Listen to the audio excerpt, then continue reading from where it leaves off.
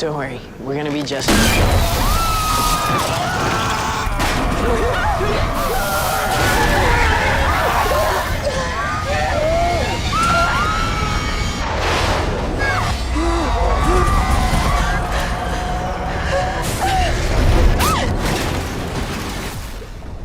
So the virtual production approach for the end sequence of the movie is quite exciting to me, because obviously it was impossible to have a full plane sink in the water next to an actress or several actors. But we still wanted to have that grandiose imagery, which I think is very symbolic and very powerful and very almost surreal.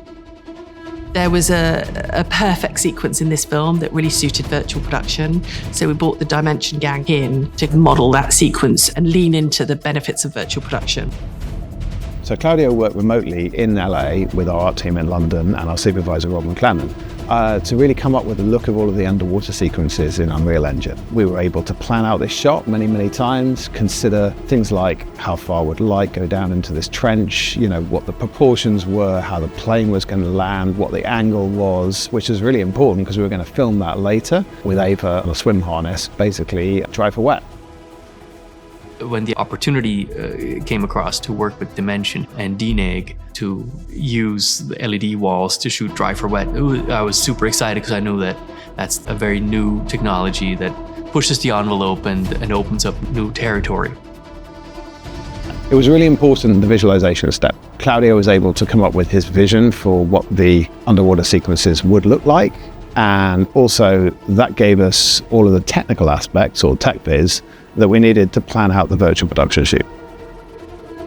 What we're shooting at the moment is our lead character who leaves the plane that is stuck underwater and swims to the surface. And what we're able to do with virtual production is shoot it in very long takes. So it should be a kind of breathtaking sequence and really stunning for the audience because it looks like the actor is literally not breathing. Filming against the LED screens, so what you see in the film is what's projected on the screens as opposed to a green screen. And so I'm suspended on wires in front of the screen and doing the action, which is quite tricky but fun. The other key thing is the lighting and the integration that we needed to achieve with the virtual production approach, because usually you can spot green screen a mile off. So the whole point of this was to have our actress actually performing, swimming up to the surface, this huge plane going past her, which was real, it was on the volume, it was something that she could respond to. So that's what we achieved in camera.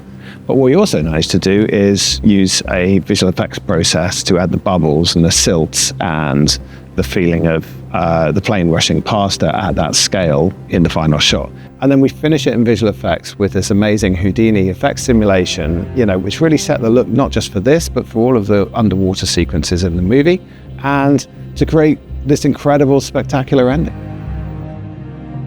I'm extremely proud to see what it looks like to have this gigantic plane now playing back on a big LED wall behind Sophie. That's quite cool. There's a perception that this kind of technology is for big budget only.